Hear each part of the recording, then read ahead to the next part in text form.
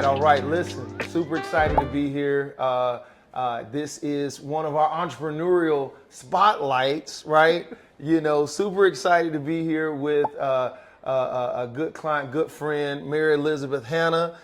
Mary Elizabeth came all the way down from Rhode Island to see us, so I'm super excited to have her here.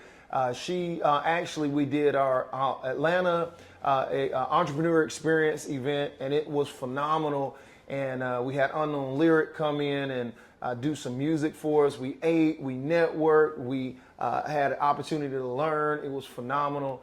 And so, you know, I wanted to just have an opportunity just to kind of talk with her today and just let our audience kind of know about her, know who she is, and know the wonderful things that she's doing for families, for school systems, for children all across America. So, Mary, how you doing? I'm doing all right. Thank you, JR. Good, good, good. Well, listen, I'm so excited to have you down here in the flesh. Yeah. And we're here, doing the things that we all do. You know, you have to have a passion for doing it. You got to love what you're doing to do any of this stuff. What got you started into wanting to, well, first off, before I even ask you that, tell everybody what exactly you do, and tell everybody so they know the profession and what you do. So I work in the field of education, and I am currently working in it as an educational advocate. So, and there's sort of a long history that got me there, but it really has to do with being able to help parents feel confident that their children are receiving the services that are going to best benefit them, in being able to access education, to move along that path, and to be able to do post-secondary living where they're going to have a meaning and fulfilling life. Totally, totally. And so when you talk about like, well, most people think about, you know, we go in the school system, we go into public school systems, and, you know, for what we would consider maybe traditional families, they may not have to ever meet someone like you or even know what it is that you do.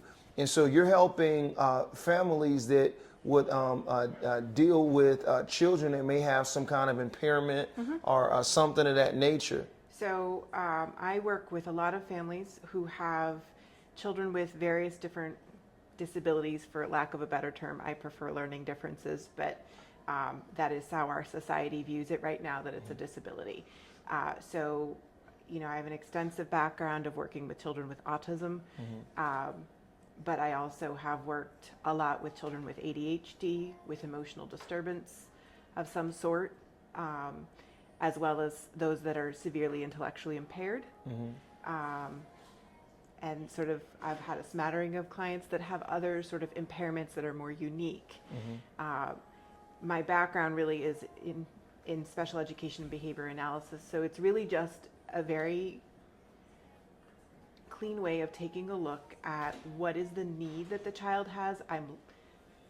While disability, the name of the disability gives you some indication of what the particular symptoms might be, each individual is still an individual. And the needs that come with that disability are going to vary. You know, autism is a spectrum disorder. ADHD doesn't present the same way in every child. There's an element of it. And it's stronger in one area and weaker in another area. And so it's really about finding interventions that are going to benefit that child to be able to become the best version of themselves that they can be. And I think when I work with parents, there are two things that really come in. One, they feel very overwhelmed because you aren't just raising someone who is neurotypical, who just picks up information the way everybody else does. They don't often. And they really have to be able to learn to acquire information in a different way. It has to be broken down differently because their brain just operates differently. Sure. And so that's part of, you know, part of it is an explanation process for the parent and understand what it is. And a lot of it is a reassurance process. Yes, you're taking the best steps, or I think we're needing to take another step this direction, and this is how we would address this. And then how do you negotiate that with the school district, who, although, you know, IDEA states that you're not supposed to have financial matters that come into it, you're not supposed to have time constraints, those types of things, That is a very difficult ask. We're in the real world. We're in the real world. So sometimes it's a matter of just going into a team meeting. And I mean, the very first step, because typically, unfortunately, parents tend to call me when things have hit the hardest point. Mm-hmm. So you're bringing families back. You're reducing that emotional element that comes into play because it's your child and your child is struggling. Totally. And there is nothing that is going to make a parent more emotional than when that happens. So it's a stepwise piece coming back like that. It's being able to analyze what the district has for resources and what they don't have for resources. Sure. And how do you pull out the strengths from the individuals that are part of that team? Yeah, yeah.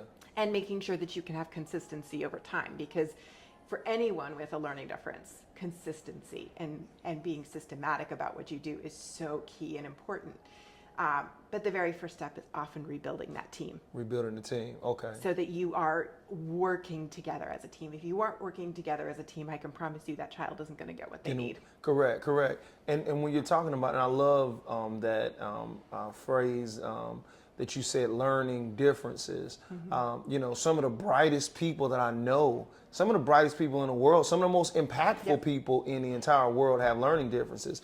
One of my favorite is Elon Musk, right? Yeah. And so, I mean, and you see how much he was able to, and is continuing to be able to contribute to the world. I mean, from really changing the landscape of transportation forever, okay? Yeah. And not only within this planet, but transportation outside this planet, right? Going on to his rocket. And so, and I think that with that, see, it wasn't a thing when we were growing up. Nobody knew that this even existed. Like, it wasn't they didn't have things that were, diagnosed as X or as Y. They just say kids just were ... I mean, when did this really start to become common knowledge, I guess?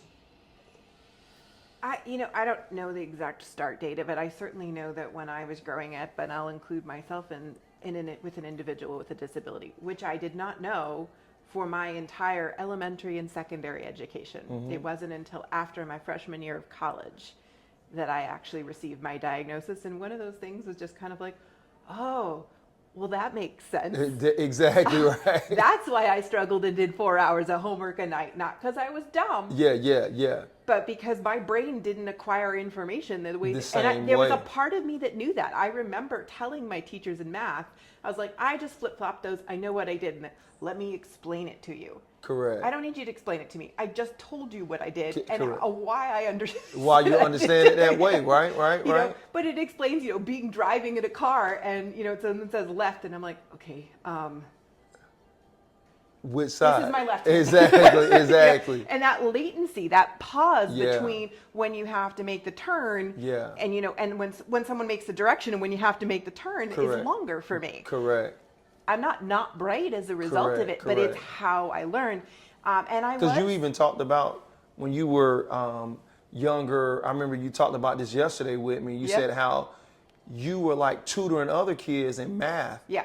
Right? And then you were struggling in the language arts or the reading or whatever. The reading, as I said, I was in the dumb reading group. Yeah.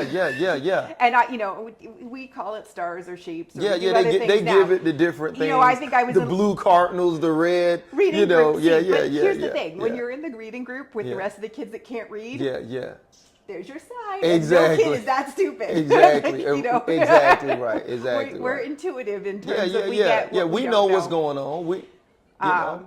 But we were also in a period of mainstreaming. That's right. So in math, what was happening was, I think I was in 5th grade and they were still doing addition and subtraction because people couldn't figure that out. We weren't teaching the next level up. Yeah. And that was my mom was kind of like, we're done. Yeah, correct. Off to private school. No, totally. But, Totally. And I think No Child Left Behind, certainly when that came in, changed a lot of it because one, it stopped tracking students. There was a lot of tracking. So there were individuals that were diagnosed, but they were often out of the public school system. You didn't see them. Now, when you see someone with a severe intellectual disability, you will find them in the school. And sometimes if the schools do it really well, you'll even find them in an inclusive setting where they're actually fully included. Okay. And it's, it's using particular strengths. So I worked in a particular outplacement, and one of the things we did a math group where we talked about, using a checkbook with checks and balances. Well, I did have a child in there who had, I believe it was Down syndrome. Okay. Which, characteristically, they are very social individuals. Sure. And that was one of the reasons we put him in the group. Correct. Because he was in a group with children with autism who were struggling socially. Okay. And so he was the model for the social skills. Now, in terms of the content, the target for him was to learn what an addition symbol, like to recognize and discriminate between an addition symbol and a subtraction symbol. I got you. Whereas the other child was there to really learn how to enter the interact information for withdrawal and deposit and to balance the checkbook. Correct. Because that's the level of math that he was in. But when you do inclusion, you can include everybody in it. Yeah, but for different reasons. You're targeting different things. And so the other one had difficulty participating in the group, and here was this child who had great social skills. Sure. Yeah, let's go. Come on, you got it, so-and-so. And you could see it started to unlock. Correct. This other child who had all these skills but didn't have the ones for social. Correct. And I've worked with other kids where that's the case. They struggle with that social piece. They're in regular education because they can handle that kind of information and the delivery system of it, but they struggle with the group element. They struggle with the social element, sometimes to the point where it's paralyzing anxiety as a result of it. And I remember having a conversation with one child, and I said, you've been in enough classes now that you can pick out children who can't read. Correct. And so in talking with him, because he was really struggling with the social piece, I said, your problem isn't reading the symbols that are on the page. Your problem is reading the face. Correct. And I said, everybody's got something. Correct. And so we talked a lot about that and just the manifestation of it, that everybody has a weakness. Everybody has a strength. Yeah. Sometimes our weaknesses are more pronounced than others. Correct. And, so in working with kids, that's a lot of what I've done. And trying to be able to give that example to parents, too, because sometimes it's very difficult. When your child is diagnosed with something, they're in a regular education classroom, and it's difficult sometimes for the school staff, too. Yeah. They don't see that disability. Yeah. It becomes something like you're not doing what we're asking you to do on purpose. And I was like, that's not quite what it is. But there's something more to that. But you know what? It's kind of got benefits and disadvantages to that, because I'm going to say that there were some kids that I didn't realize were in special education classes who I played football with, who I wrestled with. They seemed regular from a learning standpoint, but then I was like, well, what kind of class are they in? It was just a random kind of class, and I just remember walking by one day, and it didn't really register to me until I was like, okay, I do kind of understand. But on the social side of things, they were there. They were the person that was the guy, the social guy, the social butterfly, or whatever. But from a learning standpoint, they may have learned differently. And so but I think that was a good thing that I didn't know that, because I would have, and subconsciously or consciously, kids would have judged him. And to think that he was less, or that, I have to treat him differently, not like, that's my guy. You understand what I'm saying? And if inclusion is done right, you don't end up feeling that way. Like if inclusion is done right, and I think for a lot of kids that are growing up now, you say, this is just my quirky friend. Like it's not, when we were growing up, it was definitely like an observable thing, and you even had sayings that you did, which I'm not going to repeat, that you just, like today you go, I can't believe that came out of my mouth, the insensitivity of that. But it came from not understanding. And I think that's what most people, I don't think in 2023, most people are trying to do something to hurt somebody. But I think it's just really, it's communication. It's how you communicate, how it's received, are you being conscious about how you're communicating? And I think, in the society we live in now, like, people torch you for everything, even when people are just trying to understand how to communicate. There's a big element in which you really have to stop and ask what's behind it. And the other piece of it is, what are you not seeing? Correct. Because when you're not seeing something or you're seeing a reaction, I think we talked a little bit last night too about just ADHD sort of has this sometimes matter of fact responding. Correct. Which can come off as tactless. Yeah. And sometimes rude. Correct. So people just assume you're being rude. Yeah. Now, totally a different example. I went to Arizona once for a conference, and I went to a restaurant. Well, up north where I live in Rhode Island, if you're finished, you say, "Oh, I'm all set." Okay. Yeah. Well, I said that to the waiter, and he just walked away. And I looked at him when he came back, and I said, "Did I upset you?" And he said, "Well, I'm sorry that I asked." And I said, I think that's just a dialect thing. Yeah. Because I'm all set. Where I come from is just the way that, correct, we're good, correct, you can bring me my correct, bill. correct, exactly. And that's not what you say there. So I was like, I apologize. But that's the piece we're missing, but is the conversation about, you stop, you recognize that something is different, and then you say, wait a second. It looks like I offended you. Yeah. Give me why. Give me why. And I think that's just the thing. I mean, I think we have to just in general understand and not be as sensitive to the fact to where, you know what, I don't think they were intentional about that. Like, in that it, that they weren't trying to hurt me, So I think, and it's communication is a thing. Like, there's levels of communication. And I think, and when you're dealing with the children that you're particularly dealing with, we all have different spectrums of communication that we all have to improve on, right? And I think it's going from the kid with autism to the kid with ADHD, or the kid who's just like, man, you know what? You may not have a filter. You know what I'm saying? Yeah. That's a lot of, sometimes you have an impulsive personality. So what comes to mind comes out of your mouth. Correct. And it's not necessarily thought of with intent to hurt. Correct. It's just what came to your mind. Correct. But, in working with individuals and working with school teams, like, I try not to go into any school team assuming that they aren't doing their job. Correct. Even if I've found through the file that I think that they should be doing additional things. Because there are two things that I always think you should do. You need to ask a lot of questions. When you ask questions, you find out the knowledge base that you're sitting in the room with. Correct.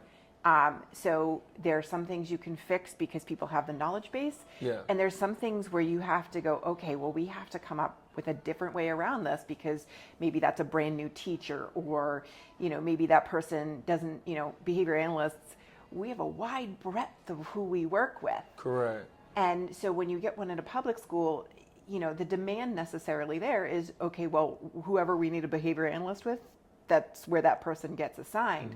Well, when you have different strengths, even our ethical guidelines tell us we're not supposed to, without some form of supervision of working with a different individual. Like, if we don't have that in our breadth, then we are supposed to sort of be able to acknowledge that and then seek supervision for it. And so I think sometimes in public schools you have that missing piece. Having worked in them, I know how difficult it is and really how isolating. Because when I first started working, I worked in a clinical setting. Yeah. And the amount of support that you got, the amount of knowledge that was there, if the first layer didn't know it, the next 6 did. Yeah, correct. And they, to the level in which they could explain it. When someone explains something to you, they know it. That's right. When they struggle to explain the whys behind it, they don't have a solid foundation. And even levels of explanations, right? I always tell people, if you can explain something to a 5-year-old and they get it and they can regurgitate that information back to you in the way of understanding, that shows that you have a great understanding of that subject matter, right? Absolutely. And I think that when you're speaking of in the school systems, I think a lot of times, without any fault of their own, the people that are trying to orchestrate a lot of the functionings in the school systems and what is happening, it is they're trying, but the system is not necessarily allowing for those pieces to even properly work right. Yeah. I mean, I'm very much of the proponent that every child should get what they need, but we don't provide enough supports to our schools for them to always be able to reasonably do that. Correct. So there is that sort of double-edged sword. So I think one of the pieces that I try to do when I work with staff, in the school system, we're talking in a team meeting, is try and come up with simple interventions, or get the wheels turning again. Because the other element that you get is sort of organizational thought.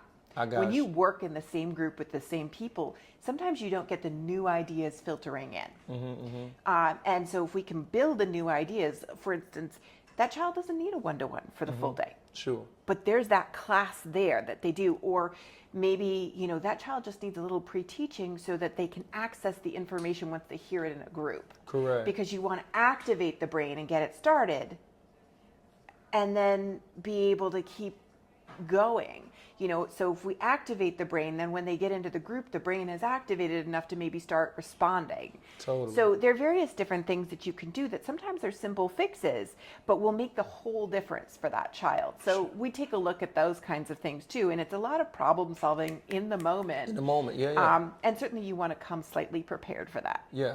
You want to have an idea of, what are some types of things, but there are things that will come up in a meeting that the parent didn't know about, or the parent didn't know to tell me about, or the school hadn't communicated to the parent. There's a lot of situations. And I think communication is a huge element, because a lot of it is, as professionals, and I know I've been guilty of this in the past, where I write based on what my knowledge base comes from.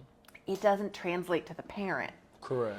And not all parents will say, that doesn't make sense to me. Now, those goals and objectives that are written for children to, make progress, think about it this way. If they're Greek to a parent, they don't understand what's in the current performance, or the baseline information. They don't understand what is going to happen. They're putting a lot of trust in the school with that. And then when it gets you progress report time and the data's coming back, they still don't understand it because it's not measurable to them. And so that is something that I go in and say, is this measurable to you? Tell me what this objective is for your child. And if they can't do that, then that's, if it's not measurable to you, we need the school to rewrite that. Correct. And the other big thing, I'm a huge, again, a behavior analyst, so we're very data driven. We're analytical people. That's right. But and I'll say to the school district, please don't send me, current performance is great. You gave me a good picture of where the child is. But when you wrote the objectives, you didn't give me baseline. And my pet peeve sort of is, like, if you don't have baseline, how do you know that that's the skill we have to work on? Correct. If that child's not at 30% on that, or 20, because I've had them take baseline after the fact, and sometimes it can be 70 or 80% for a goal that you've written to 80%. Correct. And I was like, that's not a year-long goal. That's not challenging yet and attainable. Correct. That's why that baseline is so important. Yeah, totally. Because the more you give a parent in that form, okay, here's where they're starting, here's where we want to end up. All of a sudden there's a vision, there's a horizon. Correct. And when you can see the progress, all of a sudden that emotion settles. And that becomes so key. And so that's one of the ways that we facilitate that piece of it. Oh, wow, that's great. That's great. Is making sure that that's really well communicated. Okay. So I can be, nitpicky at an Yeah. IEP. Yeah, I yeah, absolutely totally. have that reputation. But I think, I've worked with a lot of schools now, and I get a lot of positive feedback that, we like working with you. Yeah, I've totally. even had various special ed administrators refer me to parents. Okay. So, which is, that was new for me. I didn't think that would happen. But I have had some of them, not necessarily in their district, but just refer me by word of mouth and say, this is an advocate that you want, she'll rebuild. And that's really, I have had to file a complaint before, but I don't like to go that route. I really like to say, okay, I understand where your positionings are on things, but now let's make it individualized. Let's make it work. And let's figure out how to make it work. How to make it work. Yeah, Yep. Totally. So I want for everybody to understand, because I know we understand what an ABA is and what we understand what advocates are, but I don't know if everybody understands what that is. And although we're dealing with children with learning differences, what is the difference? Or give me the definition of first a ABA, and then secondly an advocate, and then explain the difference and how you use both of those, because you are both an ABA and an advocate.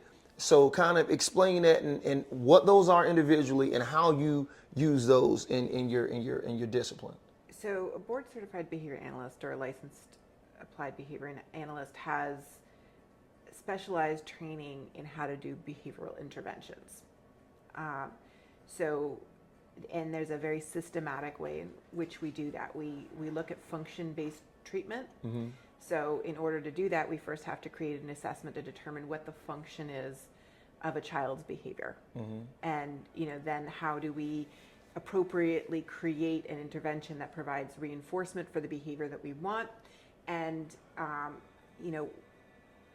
either that reinforcement ends up resulting in the child not necessarily engaging the other behavior because the actual needs that they have, mm-hmm. whether they're socially motivated, whether they're access to a tangible, whether it's removing a particular environmental, they're being able to access that so they don't have to engage in the behavior that they were before. Okay.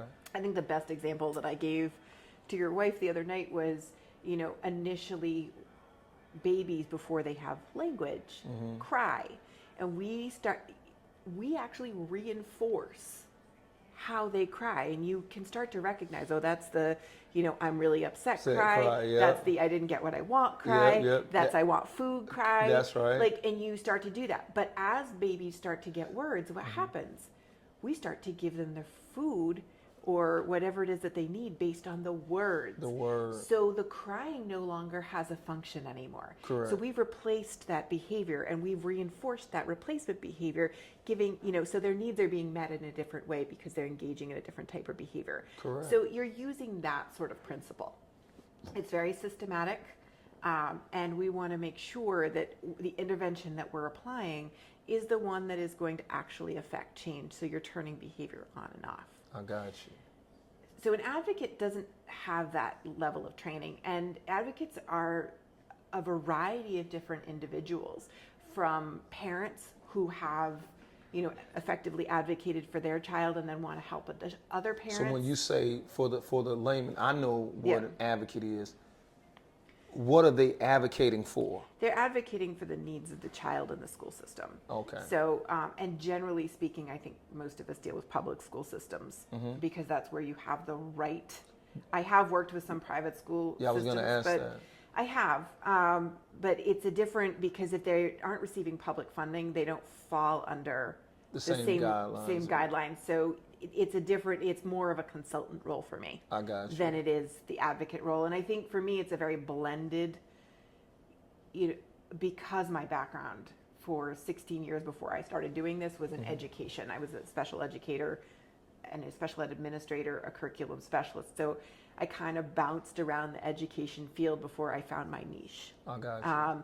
And it gave me a full and broad education to pick from. So when I sit at a table, I am both drawing on that knowledge to help schools get where we need them to go, and I'm helping the parent overcome the hurdles that they're facing, which might be being overwhelmed by the system. Mm-hmm. But an advocate is really breaking apart what are the regulations, mm-hmm. That apply to your child. What are your rights? Mm-hmm. And making sure that parents really understand their rights, mm-hmm. That they're heard in a team meeting. And mm-hmm. one of the things that I tell my parents, they're like, well, we're going to let you talk. I don't really want you to just let me talk. Mm-hmm. I'll jump in and I'll be there.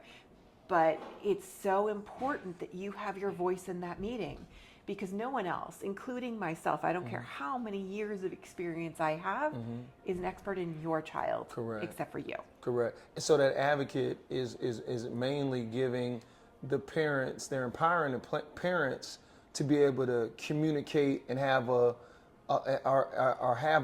more amplified voice, yep.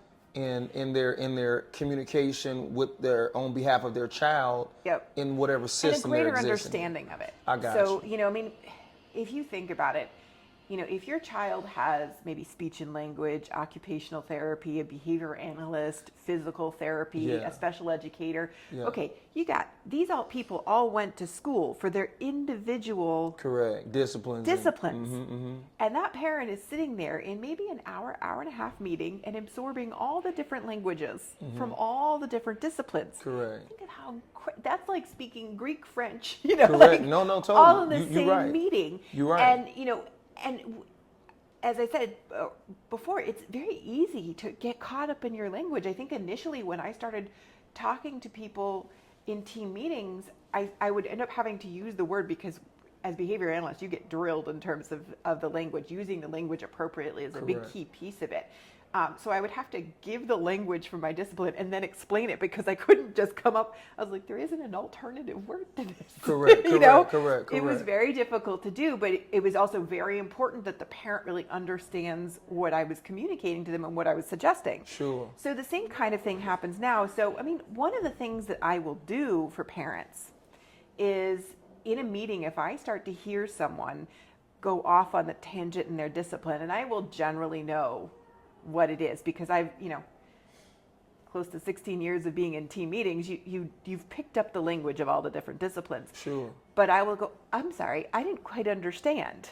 Could you explain that to me? Yeah. So I'm stopping them in their path, not because what they're saying is incorrect, but just because to remind them that they have an audience there that doesn't have that level of education. Sure. And it's a lot to process in the moment. I think the worst thing that I find most parents say are reevals or evaluation meetings.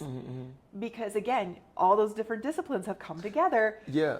Evaluating your and they're speaking child. all these different languages and nobody is getting that communicated directly to the parent so that they can understand it. And it's, having worked in Massachusetts, one of the things that I like is you have the right to the evaluations at least 2 days before the meeting. Okay. Which means you can read and process it a little and develop some questions. Have questions, yeah. That is not true in every state. I got you. And I've had somewhere, no, it's not part of the record. Why don't you think that, like, I guess you would kind of think collective knowledge that at least to help people deal with it, that there would have some kind of national governing body to communicate that information across the board, at least within the United States, I would think. I think there's a lot of places where you can get that information, but then having to go and get that information, you know what I mean?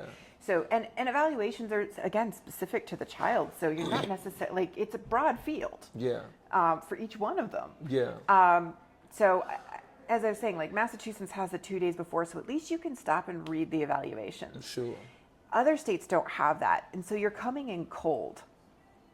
And then you're having to hear all that information back at you. And so I do have some parents go, there's no way I'm going to a meeting without you. Correct.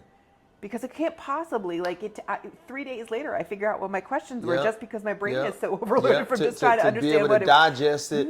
And I mean, it's one thing to understand it, but even to understand it in the moment, to be able to properly communicate something back, You often, those, schools by nature of you have to take a personnel out of the classroom, so somebody's got to cover them. Correct. So there's this urgency of, well, we have to get this done go, in an hour. go, and I was go. like, there is no time. I'm on a team meeting. Yeah, not correct. my favorite thing with the district in terms of they don't love me for saying that. But I was like, there is no, if we have to come back together, and that's what I will prepare parents for when we go into a meeting. I'm like, listen, if we don't get it done today, we will get it done another day. We're not going to end and they're just going to send you something. We're going to say, okay, we need to continue. If you have to end, we need a continuation. Yeah, because you have to come up with a complete solution. Yeah. Right? And if you don't fully understand and if the parents don't fully understand, because would you say that the parents' understanding is one of the main objectives of an advocate, is helping parents to understand?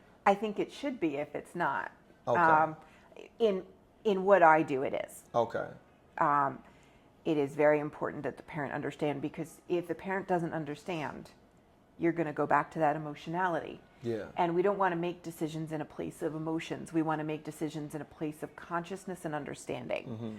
And so if you cannot be in that place, then we have to get you to that place. Correct. And there are situations in which districts have done things very poorly, whether ignorantly so or not, that you often have to deal with sometimes parents who have been a little bit traumatized by the system. Correct. And so there's an element too in terms of being able to use language to sort of talk them down. And, it's sort of like the 4 R's of trauma. You want to recognize, and validate that what they hear, that it is okay to be upset. Correct. But once we've acknowledged that we're upset, now what is our next step? So What's the next step? You have to be careful, and that's a delicate balance in terms of being able to help someone understand that you are upset. Now, how are we going to channel that? And how are we going to move forward effectively? Because if we create a divided line, nobody's winning in that situation. Correct. And especially the child's not winning, especially over an extended period of time. You could create a divide that could maybe never be repaired. And sometimes I have gone into team meetings. I can think of 2 or 3 at least within the last 6 years that I've walked in and I said, listen, you guys unfortunately have made choices that have literally traumatized these parents. Correct. And so your first steps are earning their trust back. Correct. And I said, that's a hard place to be in. So I recognize all the effort that you guys are putting in, but this is going to be more effort for you initially. Correct. Because their effort right now is just a matter of feeling confident of sending their child and that it's going to work out and that it's going to be okay. Correct. And, for some parents, that may take a year. I have other parents where that takes a lot longer. Correct.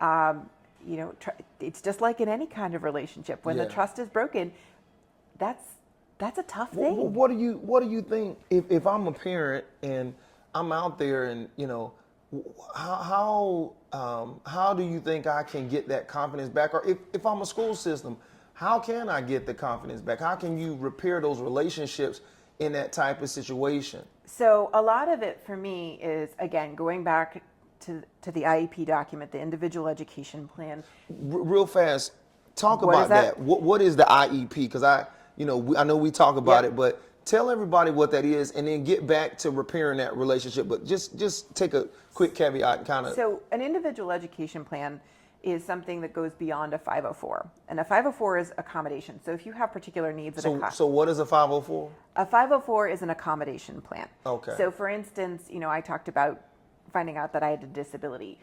It ended up being dyslexia and ADHD. So for me, I needed untimed testing in a separate room. I got you. So that I wasn't distracted when tested.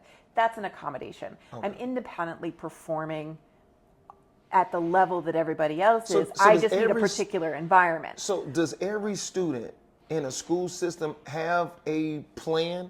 Like No. So an accommodation plan might be if you have a disability, but you don't require specifically designed instruction. As soon as you require specifically designed instruction, which is instruction that goes above and beyond what is happening on a regular basis, then you're looking at an IEP. So that's where that need. So the 504. The 504 is accommodations. That just it's a wheelchair. It's a I got you. It's not necessarily a wheelchair in a 504 plan, but that could be when something. people think of accommodations, that's the thing that allows you to move if you don't have use of your legs. I got so you. if you don't have use of being able to block out extraneous noise, you need untimed testing in a separate room potentially. That's the accommodation part of it, and those will be embedded into an IEP. I got So you. that is a part of the IEP. And what often gets missed is that is not the whole of the IEP. The purpose behind the IEP is to provide specifically designed instruction that is designed to meet the unique and individual needs of that child. I got you. So you want that tailored so that they can learn and grow. Correct. And so that's really when you're developing it, that's why writing goals and objectives so that they're measurable, so that they are meeting the child where they're at. Sure. And challenging and attainable is really the language we want to use there, because I don't want to say you're going to learn 5 new words in a year when you can learn 50. Correct. But another child may only be able to learn 5. So we have to look at their Per abilities child. commensurate with what their Yeah. abilities are. Yeah, yeah. And testing is what sort of gives us an indication of that and, Yeah. previous performance. Yeah. So we want to look at the history of how have you learned, Yeah. what things haven't worked, and the things that haven't worked, I don't want to see come back in. Yeah. Because they haven't worked. Yeah, yeah, You know, yeah. I mean, so that history is important, and we Yeah. sometimes forget that. You know, as a new team picks up, oh, well, let's try this, let's try that. If it's previously in the history, we don't want that. We want the things that are working for the child. Yeah. And so you do sometimes have to work on that individual pace, because, you know, there's a natural, when you have, if this child's in regular education and there's 30 kids in a classroom, think about if you had to have 10 of them even have individual plans. Yeah. And you have to start tailoring, and usually you have a special education teacher in that classroom to help you with that. But think of how cumbersome that. But okay, individual for you. So you do start to kind of go, okay, this is a good methodology to do this. And there are some where you can combine it, but there are some where you have to keep it very individual and unique to that individual. So that's really the goal. So you want to do that piece of it. Then really building the trust is, again, making sure that it's measurable, making sure they know where their child starts and goes on. And there's usually a piece that I add in terms of communication. So communication log that's maybe daily or weekly, depending on the level of need to be able to get to a level of comfort. And so what ends up getting reinforced is what's being done. I got you. Correctly the first time.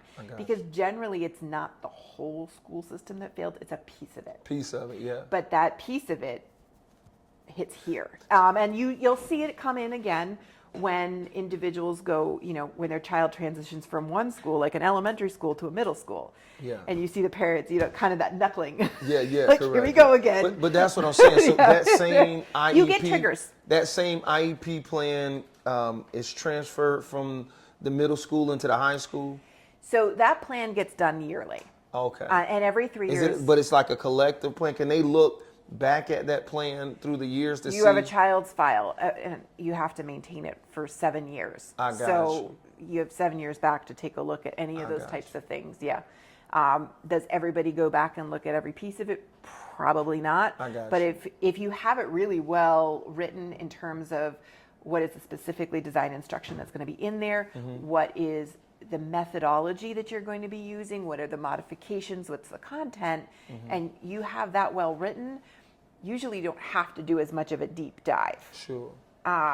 It is a good idea when you do reevals to go and take a look back, you know, and look at that in terms of a record view. And I think that's probably the behavior analyst in me. I got you. I got you. It's very hard for me to separate my advocate side from my special ed side, from my behavior analyst, from my administrator side, because they really have become one cohesive person. Yeah. So I don't know sometimes when I'm using which skill set, but I'm using the one that's going to be most effective in the moment. Correct. And probably from my way of doing advocacy, there is sort of a systematic process that I follow through, especially with one-to-one clients as we go through. There, you know, we're starting with an initial document review. Yeah. I can't help you Yeah. if I don't know what's been going on with your Going child. on with you. I need to be able to read what's there. Yeah. And then, you know, for some... But I mean, it could be certain times bad in, bad out. I mean, if the people aren't clearly documenting, then what can you know, does Well, that... if they're not clearly documenting, I already know one of my problems, right? Yeah, correct. So I'm reading the file not necessarily for just what's in there. I got you. Because I hear a lot what's of... not in there could be... And could you give have a conversation. So got you have a conversation with your client, usually even before they sign up. This is what's happening. Yeah, correct. And then you're getting the file and you're reading the file and you're like, I heard this. I'm not seeing that. Yeah. But I'm also not seeing any tests for that. Correct. Now, my second part of the problem is that we need testing for that. Yeah, correct. To identify that, because... So you're kind of almost like a detective in a sense. It's a problem solving of what pieces are missing. Yeah, you're kind of like looking at pieces or to kind of fully understand, you know, really where that client or customer or child sits, right?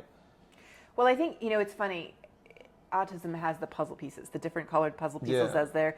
But to me, every child, actually regardless of a disability, is a puzzle. Correct. You're constantly looking at what pieces are working and what pieces are not working, where the development is happening. And really, when you take time to watch and listen, it's so fascinating. in how they absorb information.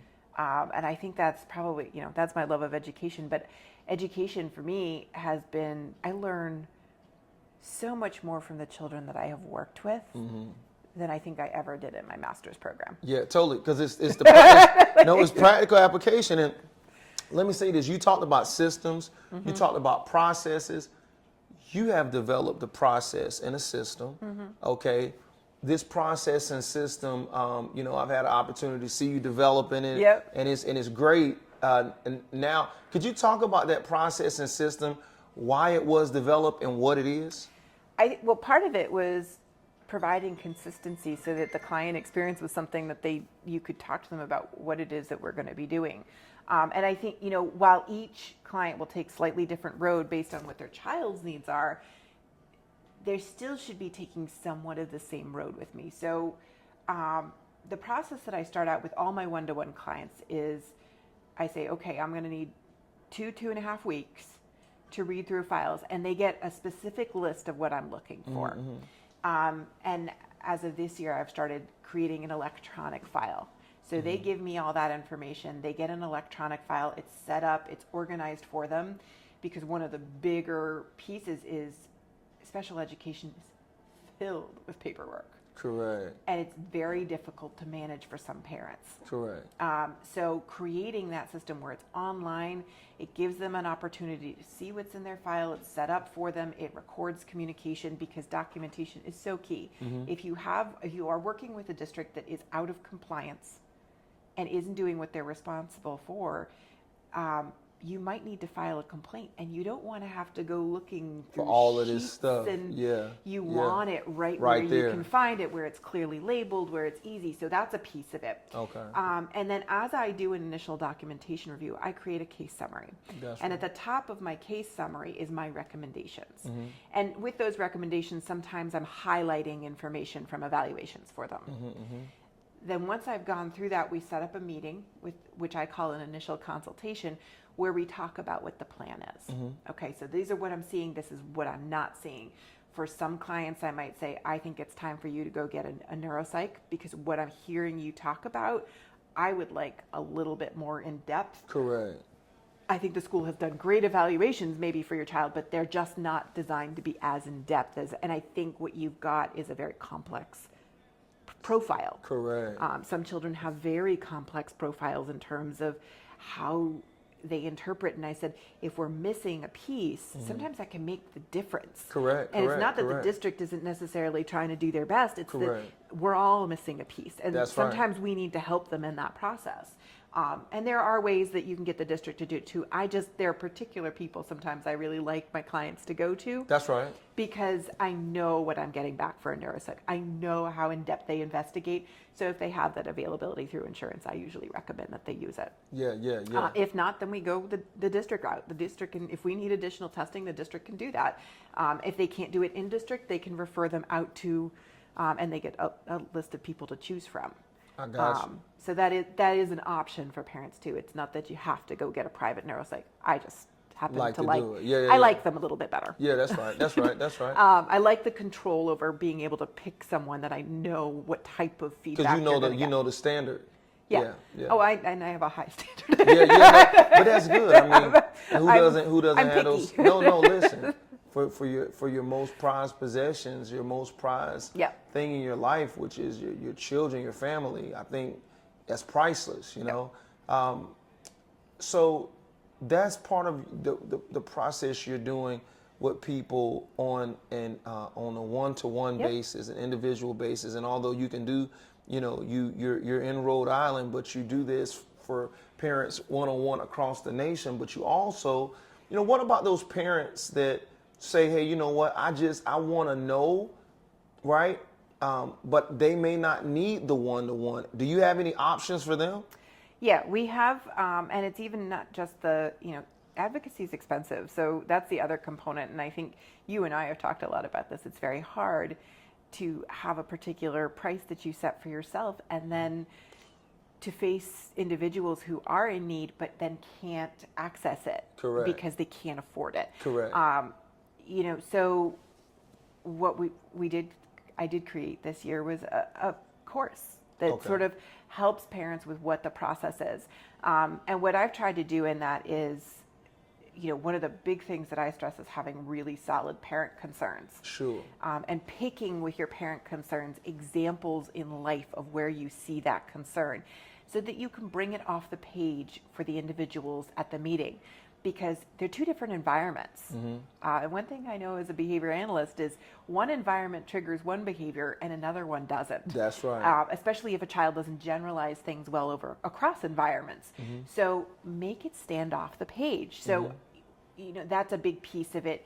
Also having a vision of where you want to go. It's not, the vision statement isn't necessarily written into every single IEP. I think it should be. Yeah, correct. And even when it is, I think sometimes we go, we'll go back after we've chosen everything and pick a vision. And I think working with you in terms of just developing and strengthening my business, I was like, that's not how that's supposed to work. Exactly, exactly. You want the vision first, and then what do we do to get there? Correct. Those are the steps in between. Correct. And so that's, and sharing that with a district sometimes too, because again, you get sort of tunnel vision, like this is where we're supposed to get the kids. Academically, we're supposed to go here. But that may not be a parent's priority. Correct. Especially as you get maybe a severe intellectual child, they want them embedded maybe in the community, and they really might be willing to give up on whether they get math fluency or, which is, 5 times 5. Yeah. That might not be as important. So when you create that vision, having it be in alignment with what your core values are as a family. That's right. Is also a piece of it. Yes, you have to be able to access the education. That is the point of IDEA. But it's more than access education. It's accessing the community. Is being able to have the skills to be able to do that. And when you have a limited time frame of what you can do and what you can get in, and you have not a lower capacity, but less of a capacity to learn as much information, correct, you need to be choosy about correct, which direction we're really picking. And so that's two aspects that are really in it. And then because I kind of based it a lot off of how I do the one-to-one consulting, there's a whole element in there about how you being honest with yourself about where your mindset is in this process. If you start off believing you can't do it, you're going to end up not being able to do it. Self-fulfilling prophecy. It's very much so. I mean, what we tell ourselves is very much what's true. So there is that element at which, you have to be honest with yourself about where you are. The other part of it is that education needs to be proactive. Correct. It just like in a business meeting, if you go in unprepared, you're going to come out with a lesser quality product.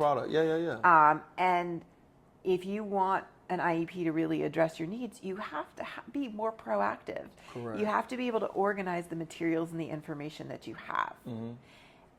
And so a lot of it is based around that. And it includes being able to write your own case summary. Because I think one of the harder things for parents is, okay, well, I know it was in that document. You're trying to prove your point, and you're fishing through a binder of papers. So if you have it all in a case summary, you can turn to the page that was on accommodations and be like, came from here. Correct. And that just gives you a level of confidence walking in. Totally. And it's work, but it's work that's going to get you there. Totally. So if we looked at, so right now you're offering one-on-one to clients. You're offering this course, and you're also doing a kind of a hybrid, I would say. A live and the course, so they kind of learn on their own, and they can also get in, and you can kind of be able to help them to go through the material in like a group environment. So it's on one end, they may have the one-on-one that may be, let's just say, the most expensive. The course on the other end, that's probably something they can do like a DIY, do it yourself. Self-paced, and then in the middle, you have this hybrid where you get that group feedback that, but you still can kind of learn things at your own pace. So it breaks it down, like there's a certain amount of each of it's the self-paced course, but it's broken down week by week. And at the end of that week, we have an online meeting. Yes. And what I ask people to do is submit their questions early if possible. Okay. That way I can put a little bit more thought and come a little bit more prepared. And Sure. what I found is that that's been the questions where they ask for the application. I got you. And it may not always be specific to the course. Sometimes it's across a couple of realms, and I'll say, okay, well, this is coming, but here's your preview. Correct. And pay attention to this lesson as we come up. And then if the question fully isn't answered, then we'll go over it again. Yeah. But it has been a place where they have been able to sort of get a little bit of those consults. And the nice piece about it is that I can create it as a scenario in the group without identifying sort of the specific student or unless they say, oh, that was my question. Okay. But it allows some anonymity if they want to ask a question. And it's rare that an entire group isn't going to learn from that. No, look, those are the best cases. Because it's the cases, and I think, where I've gotten because of the amount of cases I've had. Reps. There's so many different children with so many different profiles that I've worked with across the years, that's where that knowledge base of understanding of that. And it's not very different. A lot of the process is the same. Correct.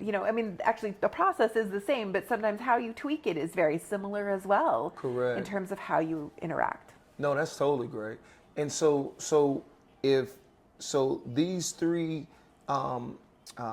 actual initiatives, the one-on-one, the group hybrid type of format, and then the self-paced learning on that end, all gets the parent really to the same place, just in different ways and at different speeds to help them to fully understand, right? So I know that we were talking and we were looking at having some potential events in the future to just kind of do something to just notify people, get people in. We're looking at trying to do them even for free because we're providing these three different aspects to help the parents, to help the child, to help the school system. Because ultimately, even though we're working for the parents, this ultimately is helping the school systems. Usually, I think it does. As I said, a lot of the school districts have said, no, we love it when you come in. Yeah. And that isn't because I'm appeasing them, because they fully well know if they're not doing something right, then I'm going to say something. Yeah. But I think because they said, well, you bring in these other ideas, and we weren't even thinking that we should have done it that way. Correct. And so now we've implemented that system across the board. So now you're fixing more situations than just than what even the parent. Yep. So when someone brings an advocate like yourself in, not only are they helping their kid, but they're also helping somebody else's kid. And if it's taken and generalized, yes. Yeah. If you have a good district that is willing to look and say, hey, this is something that I believe works, and I believe, if I'm honest, I believe that a lot of the districts, they want to make it work. So I think that's a great thing. We were talking about this. Having like an event, and we're still kind of we're working hammering on that one out. Working on the, but it was something, just looking at educating the public for those that may not be able to afford them, for those who say, I don't even know that these services are available. Like, that's just something that I believe is going to be phenomenal. What kind of impact do you think something like that would have? I think I think what's toughest for me is that part of what put me into this field of advocacy had a lot to do with seeing just how different cases were dealt with based on whether there was an advocate on the case or not. Correct. And so there is an entire population who might be strained for cash that we're not reaching. Yeah. And that is very difficult for me because to me, I guess I loved learning. Sure. The first day of school, I would be up at 4:00 in the morning, excited to go back to school. That's right. And I watch a lot of kids now. I hate to go to school. I don't want to go to school. I'm terrified of school. I'm a bad kid. I don't want that for anybody. Kid. Yeah. And the more struggles you have, at home, etc., the more you're going to struggle, right? It's Maslow's hierarchy of needs. Correct. If you're not getting your base level needs met, it's going to be that much harder to attain them there. And if you've got parents who, they're stretched, and then they're trying to cope and learn on top of that of what their child needs beyond what every parent is just trying to figure out when they get a child. Correct. No. Children are not created. No. That's the thing unto itself. And then piling on another, but then you got these additional layers and the complications that come with them, and then not the resources to be able to manage that. Yeah. I mean, there are some base things that you can do. Yeah. And actually, the district is supposed to help parents with a lot of those things. But if they don't ask for it, I think my number one thing for parents is ask. Correct. The worst thing they can tell you is no. Yeah, that's right. But just keep asking. I mean, like, if you don't understand your rights and responsibilities, it's their responsibility to explain it to you. Correct. So make them do it. Yeah. You know what I mean? But I don't even think, I think it's like, people don't even understand that is a capability or a possibility. Yep. They don't even know that can I ask? Yeah. And that's very much, I've had that even for my one-to-one clients. Is it rude for me to ask? Is it okay if we ask them to do that? Yeah, Correct. absolutely. We can absolutely ask them to do that. Yeah. But see, these are things that I think that the general public don't understand. Yeah. And so let me look at this. So if you were to be able to give some parents just some advice, okay? Just parents out there, like, to help them along the process, and and I know every parent is different. Yep. But just if you could just give them some general advice to really help a parent with the child with the learning difference, to help guide them to a successful outcome for their child. So the first thing I would say is pretty much like everything, even in business. Don't let the problem build up. Mm-hmm. The moment you feel there's a problem, and as a parent, you have this twinge. Yeah. You just know when something's off. Yeah.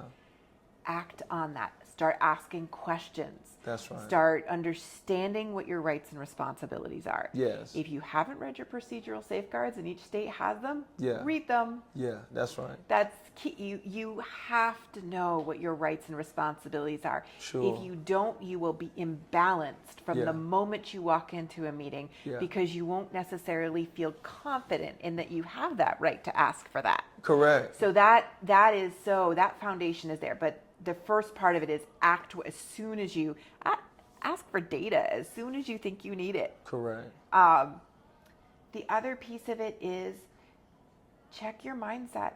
You should be, it can be very intimidating to walk into a team meeting where you got a bunch of people with letters after your name, especially maybe if you don't have them. Correct. But your letters have to do with your child. Correct. And you need to walk in there thinking that you're an expert. Correct.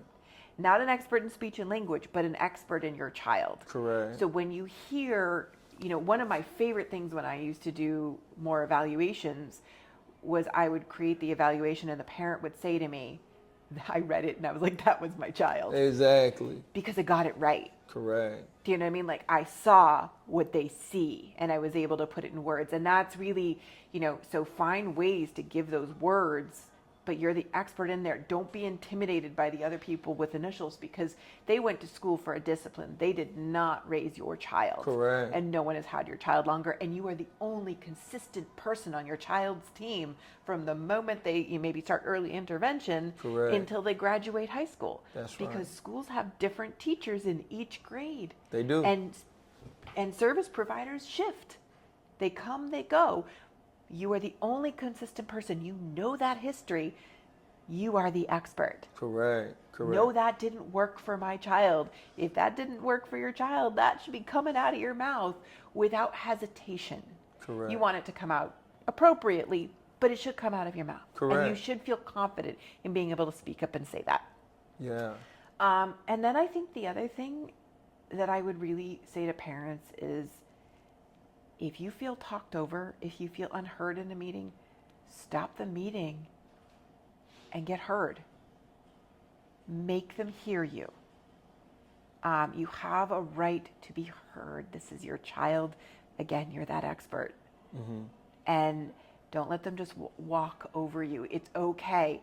And if they don't explain something well enough, stop them and ask them questions. Yeah. It's not we're trying to get the meeting done. Yeah. It's that we're trying to get the meeting so that everybody's on the same playing field and understand what the plan is. Would them getting heard, would that mean, could an advocate help get them heard or help them to I create opportunities. Like again, I think it's probably the behavioral skills and just having worked with people for a long time, but I'll watch people very carefully, and you can kind of see either a glazed look that comes over or just you see trouble. You can see overwhelm, whatever. When I see that, I will often stop whatever service provider is talking, or I will turn flatly to the parent sometimes and say, does that make sense to you, or should we get them to explain that in a different way? Yeah. And I will bring them into the conversation sometimes if that needs to happen. So that's an element of training. Yeah, so I mean, and I think that's, just observation. I think sometimes rolling in those capacities, the people that are delivering the information may not be as perceptive, but I think you're saying with that advocate having that perception to be able to understand, hey, something's not lining up here. We need to take a minute. I think that's great. And sometimes it's even just for the emotionality. I've walked with parents and I said, listen, you're raw. Yeah. And when you're raw, if you need to walk out of a team meeting, and just say, I need 5 minutes. Need a second. Feel confident in saying, I need 5 minutes. Yeah. Especially if they've done something that's significantly harmful or wrong. Yeah. Take the 5 minutes, get yourself together, come back in a rational state. Yeah. You want to stay rational. Correct. You want, as much as possible. If you're describing something that hurts your situation, obviously your emotions are going to come out. But when you're having the discussion about what happens, you want to stay as even keeled as you can, so that you're actively participating in the conversation and not somewhere else. I mean, it's kind of the old adage: spilt milk is spilt milk. Correct. It's not okay that it was spilled. Yeah. But if we hover on that point, correct, we're not getting to the next place, and the next place is so key for that child. So we have to get there, and it's not that you have to let that go. You can have your emotions about it, but you want to get to the next place in terms of where are we going to, how are we going to create a resolve for what that child has been through. Totally. Well, tell everybody how they can get in touch with you if they want to, because, and I'm telling you, she has, I already know, like she has a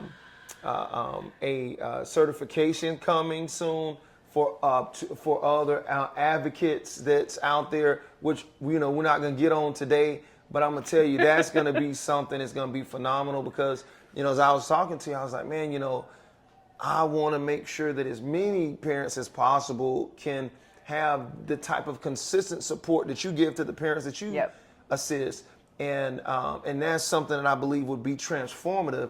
And I remember you wanting to make sure it was in depth enough to give to have various disciplines be molded into that you need actual advocate. What we call it is a cross-curricular approach. Cross-curricular approach, yeah. And that's the thing. So, I mean, I think that looking at that in the future, I'm so excited to look at how that's going to unfold there.